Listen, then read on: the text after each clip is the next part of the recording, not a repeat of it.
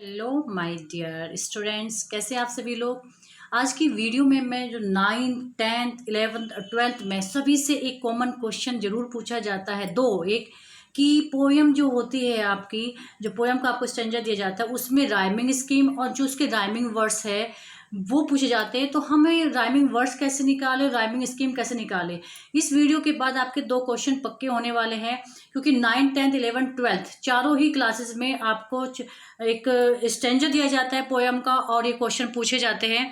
Poem को के कुछ जनरल क्वेश्चन होते हैं, कॉमन क्वेश्चन होते हैं जो बार बार रिपीट होने वाले होते हैं। उनमें से दो क्वेश्चन ये हैं। एक नई वीडियो साथ साथ में आपको एक और वीडियो मिलेगी जिसमें मैं आपको बताऊंगी कि कॉमन क्वेश्चन कौन से हैं और आपको एक प्रूफ भी दूंगी। लास्ट ईयर आपसे वही कॉमन क्वेश्चन पूछे गए थे। अगर आपने कॉमन क्वेश्चन को अच्छे से पढ़ लिया तो आपको कुछ और भी डीपली में जाने की जरूरत नहीं है। तो सबसे पहले समझते हैं कि राइमिंग स्कीम क्या होती है। तो राइमिंग स्कीम क्या होती है, एक पैटर्न होता है राइम्स का, जैसे लय होती है, बाद में तुकबंदी होती है। Ending of each line is a poem is called a rhyme. यानी जो किसी भी पोयम की जो एंडिंग लाइन होती है वो राइम के साथ बनी हुई होती है, लाइन के लय के साथ बनी होती है, वो राइम स्कीम कही जाती है। और उनको हम ABC, जैसे आपका हमारा नाम होता है ना, उसी तरह से उनको जो राइमिंग स्कीम है उन लेटर ABC से देते हैं और ये प्रत्येक लाइन में ही हम उसको यूज करते हैं। अब देखिए, ये आपको मैं जस्ट बता रही हूँ लिखकर, यहाँ आपको एग्जाम में पूछा या नहीं जाएगा कि what is the pattern of rhyme या what is the rhyme scheme, कि राइमिंग स्कीम क्या है, ऐसा कुछ नहीं पूछा जाएगा। लेकिन आपको पता होना चाहिए कि राइमिंग स्कीम होती क्या है। यानी जो बाद की लाइनों की, 2 लाइनों की या 3 लाइनों की आपस में जब तुकबंदी होती है उन्हीं को हम राइमिंग स्कीम कहते हैं। एग्जाम्पल देती हूँ, बिल्कुल सिंपल वाला, सभी बच्चे इस पोयम से परिचित होंगे। Twinkle twinkle little star how I wonder what you are up above the world so high like a diamond in the sky. तो अब आप देखेंगे यहाँ पर दोनों की आवाज सेम, बिल्कुल आगे मैंने यहाँ पर लिया है इसको। अब आप यहाँ देखिए, बिल्कुल यहाँ पर देखिए, इसको अच्छे से समझाया है। ट्विंकल ट्विंकल लिटिल स्टार है ना, how I wonder what you are. Star are, दोनों की बात की जो साउंड है वो क्या है, मतलब वो आर, स्टार आर। तो हमने इसको भी ए दे दिया और उसको भी सेम मिल रहा, ए दे दिया। अब above the world so high है ना, तो ये इससे तो मैच नहीं हो रही ना, तो हमने इसको बी दिया।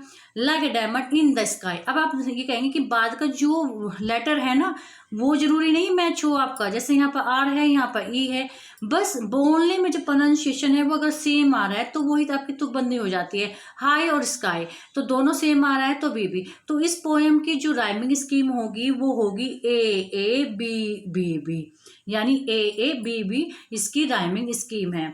अब आगे चलते हैं, ये मैंने लिखा भी हुआ है कि it can be seen that this poem follows A B B pattern. ठीक है, अब बात करते हैं राइमिंग स्कीम की 12th की। मैंने आपको 9th 10th और आपकी 12th की पोयम ली है, जिससे आपको अपनी पोयम में इसको समझने के बाद आप अपनी पोयम को जरूर पढ़ेंगे। जैसे राइमिंग स्कीम है पोयम आर्थिंग ऑफ ब्यूटी, ये 12th क्लास में है। मैंने नीचे 9th की और 10th की भी दी है। I think of beauty is Joy for ever, तो यहाँ पर क्या जो है एवर, तो हमने इसको ए दे दिया। It's loveliness increase it will never, तो एवर और नेवर, तो बाद में एवर की आवाज आ रही है तो यहाँ भी हमने इसको ए दे दिया, तो ए और ए निकल के आ रही है यहाँ से। ठीक है, pass into nothingness but still will keep, keep ये बिल्कुल अलग आई, एवर नहीं है तो उन्होंने हमने बी दिया। अब our quiet for us and sleep, तो कीप और स्लीप दोनों की सेम आवाज आ रही तो बी बी। तो इसकी राइमिंग स्कीम क्या हो गई, ए बी बी, जैसे कि पहले वाली थी। अब इसकी जो नीचे मैंने पूरी पोयम दी है, मतलब पूरी पोयम नहीं, मतलब जो 5-6 लाइनें और जिससे और अच्छे से हो जाएंगी। देखिए, ब्रीदिंग रीदिंग, तो एक सेम आवाज आ रही है ना, तो ए अर्थ और डर्थ यानी बी बी, तो ए बी बी चल रहा है ना। डेज और वेज, तो बाकी लाइनें मैंने हटा दी कि आपको यहाँ तक समझ में आ जाना चाहिए पूरी पोएम ना लेकर, तो आप कुछ सब समझ गए होंगे। तो जो क्वेश्चन अगर एग्जाम में आता है कि what is the rhyming scheme of a thing of beauty Joy for ever, जो कि 12th क्लास की पोएम है, उसमें पूछे जाएगी, तो आप आराम से बता सकते हैं। अब मैंने लिए फायर एंड आइस, ये 10th क्लास की पोयम है। तो यहाँ है सम से the world will and in fire. अब मैंने यहाँ लिखा नहीं, अब आप लोग मेरे साथ साथ समझेंगे कितने बिल्कुल आराम से, जिससे कोई मिस्टेक ना हो। सम से the world will and in fire, तो हम इसको ए दे देते हैं फायर। सम से इन आइस, तो फायर की और आइस की कोई मैच नहीं हो रही तो हम इसको दे देते हैं B. From what I have tasted of desire, fire desire same आ रही है तो हम इसको दे देंगे A. I hold with those who favour fire, तो फायर फिर आ रहा है तो हमने इसको फिर क्या दिया ए। तो यहाँ तक इसकी राइमिंग स्कीम, सॉरी आगे चलते हैं, यहाँ तक इसकी जो राइमिंग स्कीम हो गई थी वो हो गई थी ए, और यहाँ हो गई थी बी, ए और ए, ठीक। तो ए बी ए, तो ये 4 लाइनों की लाइन होगी। फिर यहाँ आता था but if had to prayers twice, तो यहाँ बिल्कुल अलग आ गई, मुझे फिर नीचे करना पड़ेगा तो ये गायब हो जाता है।